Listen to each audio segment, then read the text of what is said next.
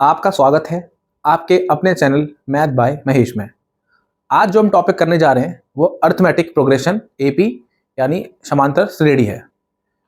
अब इस टॉपिक से रिलेटेड क्वेश्चंस को हम करने वाले हैं जो कि इंपॉर्टेंट हैं, बोर्ड्स में आए हुए हैं। हम सारे बेसिक्स को समझेंगे और आपके बोर्ड से एग्जाम आ रहे हैं तो सारे के सारे जो क्वेश्चन इसमें होंगे वो बोर्ड से रिलेटेड ही होंगे। तो आइए इस क्वेश्चन को देखते हैं। ये क्वेश्चन पिछले साल बोर्ड में आया है और ये एक अच्छा क्वेश्चन है। क्वेश्चन है माइनस का 5 x3 or 3 consecutive term. Consecutive term मतलब लगातार जो आ रहा है टर्म। इससे पहले हम जान लेते हैं एपी होती क्या है, अर्थमेटिक प्रोग्रेशन होता क्या है, समांतर श्रेणी होती क्या है। अगर मान लीजिए मैं बोलता हूं ये है 1, ये है 3, ये है 5, कुछ नंबर है। मैं बोलता हूं 1, 2, 5, 7 ऐसे। अगर आप इन फर्स्ट वाली चीज को देखेंगे, सीरीज को देखेंगे और सेकंड वाली सीरीज को देखेंगे तो आप क्या देखते हैं कि अगर मैं इसमें 2 जोड़ता हूं तो 3 आता है, 3 में 2 जोड़ता हूं 5 आता है, 5 में 2 जोड़ता हूं 7 आता है। इसको देखें, इसमें कितना 1 जोड़ा तो ये आया, इसमें 3 जोड़ना पड़ा 5 आया, इसमें 2 जोड़ना पड़ा। ऐसी श्रेणी, ऐसा प्रोग्रेशन जिसमें एक नंबर बार बार जोड़ते जाएं। 1 में 2 जोड़ा 3 आया, 3 में 2 जोड़ा 5 आया, 5 में 2 जोड़ा 7 आया, 7 में 2 जोड़ेंगे 9 आएगा। इसको बोलते हैं अरिथमेटिक प्रोग्रेशन या समांतर श्रेणी। अब इसकी बात करें, ये समांतर श्रेणी नहीं है क्योंकि 1 है, 1 में 1 जोड़ा, फिर 3 जोड़ दिया, फिर 2 जोड़ दिया, मतलब अलग अलग नंबर को हम जोड़ रहे हैं। अब ये नंबर माइनस भी हो सकते थे, माइनस मतलब नेगेटिव नंबर भी हो सकते थे कि नेगेटिव नंबर हम बार बार जोड़ रहे हैं। तो अरिथमेटिक प्रोग्रेशन बेसिकली मतलब क्या हुआ कि एक सीरीज में अगर 2 नंबर को देखा जाए तो उनका डिफरेंस सेम होता है, मतलब एक ही नंबर बार बार ऐड कर रहे हैं। कहता है 3 कॉन्जिक्यूटिव टर्म है, मतलब इसके बाद ये आ रहा है, इसके बाद ये आ रहा है, of AP then value of x. इसका सॉल्यूशन कर लेते हैं। इसका मतलब पता क्या हुआ, -5x3। मतलब अगर आपने इससे पहले वाला जो अगर देखा होगा तो मैंने बोला था 1, 3, 5, इसमें 2 जोड़ रहे थे हम। इसका मतलब क्या हुआ था कि 3 में से अगर मैं 2 घटाऊंगा और 5 में से 3 घटाऊंगा तो बराबर आएगा। 3 में से 1 घटाया 2, 5 में 3 घटाया 2। यही कॉन्सेप्ट यहां यूज करने वाला है। इसके आगे का टर्म क्या है, x। x में से घटा दिया -5। ये बराबर होगा जब हम आगे वाले टर्म 3 में से घटा देते हैं x। तो यहां पर अगर देखिए आप x minus minus plus 3 minus x, x को इस साइड ले गए, x प्लस एक्स माइनस का था, x बराबर के लेफ्ट साइड में जाने पे प्लस का हो गया 3, 5 इस तरफ आ गया, प्लस का था माइनस रहेगा 2x बराबर माइनस का 2, x बराबर माइनस का 2 divide by 2 that will be equals to minus का 1। मतलब x की वैल्यू यहाँ पे क्या हो गई, माइनस का। कौन सा आंसर सही है, आपका आंसर ही सही है और आपको एक नंबर मिल गया। ठीक है, अब आते हैं दूसरे क्वेश्चन की तरफ।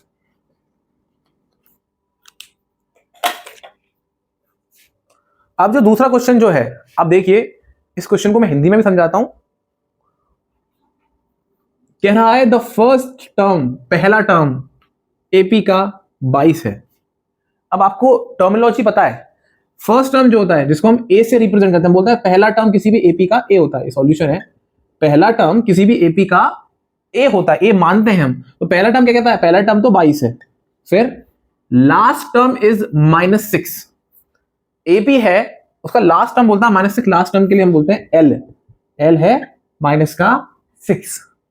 कहता है and the sum of all term is 64। मतलब उस एपी में कितने भी टर्म हो सकते हैं, 10, 20, 50, 60 कुछ भी, उन सबका सम कितना है 64।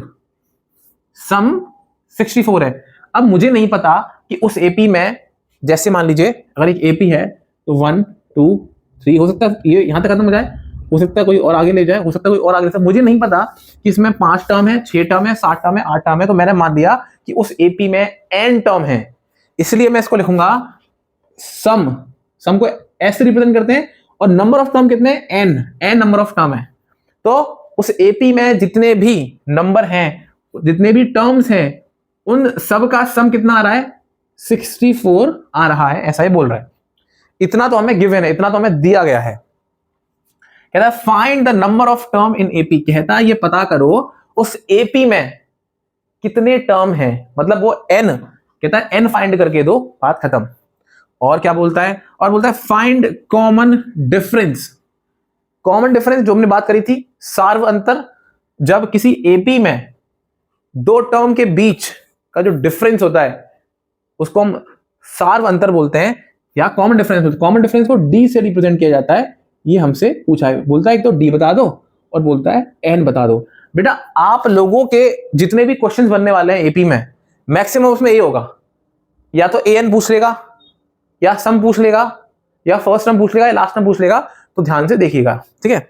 और ये पिछली बार बोर्ड में आया हुआ क्वेश्चन है तो इंपॉर्टेंट भी है, ठीक है। इससे हम क्या देखते हैं, अभी देखिए ये बोलता है एस एन पूछ रहा है ना। अब एक चीज ध्यान रखना, आपको फर्स्ट ऑफ ऑल ए दिया हुआ है, आपको लास्ट टर्म दिया हुआ है, आपको एस एन दिया हुआ है, ये तीन चीज आपको दी है। आपको कुछ फॉर्मूले याद होना जरूरी है, ठीक है। जैसे आप देखेंगे एस एन के ना दो फॉर्मूले होते हैं। फर्स्ट होता है n/2 2a plus n-1 into D. जैसे ही आप इस फॉर्मूले को देखेंगे ना तो हो सकता है कि आपके दिमाग में आए ये वाला फॉर्मूला, ठीक है। लेकिन यहां पे एक दिक्कत है, हमें n नहीं पता, तो ये तो फॉर्मूला लगेगा नहीं। तो और कौन सा लग सकता है, दिमाग ऐसे चलाना है हमें। एस एन बराबर एक फॉर्मूला होता है first term plus last term, n/2 first term plus last term, एक ये फॉर्मूला भी होता है, ठीक है। तो अभी हम ना ये लगा सकते हैं कि हमें फर्स्ट टर्म भी पता है और हमें लास्ट टर्म भी पता है, ठीक है। अब देखिए तो ये फॉर्मूला तो हम नहीं लगाने वाले, इसलिए आपको सारे फॉर्मूले पता होने चाहिए, और खासतौर पे एसएन की ये दो फॉर्मूले आपको पता होने चाहिए, फर्स्ट जो भी रफ किया मैंने वो, और सेकंड ये। अब यहां पर देखिए, अब एसएन आपको कितना दिया हुआ था, इसको यहां कर लेते हैं। तो हमने यहां लगाने वाले हैं फॉर्मूला एसएन का, एस एन बराबर n/2 first term plus last term. कितना दिया एसएन 64, एन हमें पता करना है अपॉन 2, फर्स्ट टर्म है 22, लास्ट टर्म कितना है -6। इन दोनों, अब 2 इधर चला गया, इनटू में क्रॉस इनटू कर दिया, 2n 22 प्लस माइनस तो ये आ गया आपका 128, और 22 में से 6 माइनस किया आपका बच्चा 16, और 128 अपॉन 16, 16 का पढ़ा पड़ेंगे, 16 16 32 16 8 128, मतलब n की वैल्यू क्या हो गई 8। आपको n का वैल्यू तो पता चल गया कि n की वैल्यू कितनी है, 8 है, ठीक है।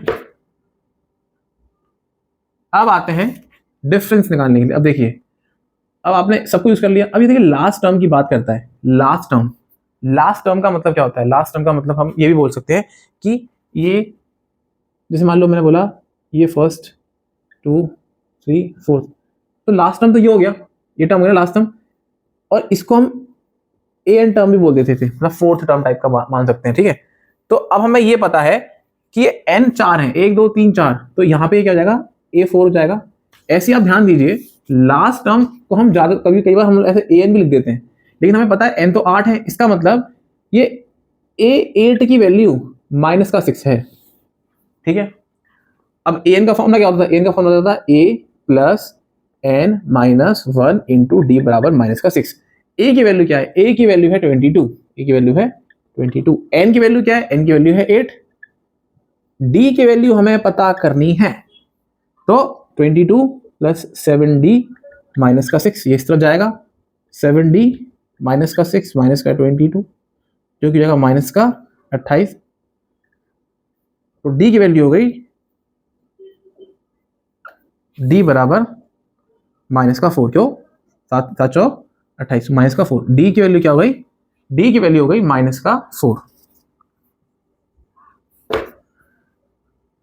डी की वैल्यू हो गई -4, ये आपका आंसर है। अब इसमें जो हमने फॉर्मूले यूज किए, ए एन का फॉर्मूला और एस एन का first term plus last term का फॉर्मूला, ये आपको करना है। अब मैं आपको कुछ क्वेश्चन देने जा रहा हूं, आप उनको अगर करते हैं उनको करिए और मुझको बताइए कमेंट सेक्शन में कि उसका क्या आंसर आया है, और मैं आपको बताऊंगा कि आपका आंसर सही कि गलत। मैं होप ये कर रहा हूं कि आप आंसर सही देंगे। होमवर्क में आपके ये 2 क्वेश्चंस हैं, आप इन क्वेश्चन को करिए और इनका आंसर कमेंट बॉक्स में बताइए, जिससे कि मैं आपको आंसर बताऊं और इसका सॉल्यूशन भी आपको बताऊंगा, क्योंकि प्रैक्टिस जरूरी है, आप प्रैक्टिस करिए, ठीक है। अंत तक इस वीडियो को देखने के लिए आपका बहुत बहुत शुक्रिया। वीडियो अगर अच्छी लगी तो उसको लाइक करिए, चैनल को सब्सक्राइब करिए अगर आप नए हैं और चैनल सब्सक्राइब नहीं किया है तो। और मैं बस लास्ट में यही कहना चाहूँगा, all the best for your exam and God bless you all. Thank you.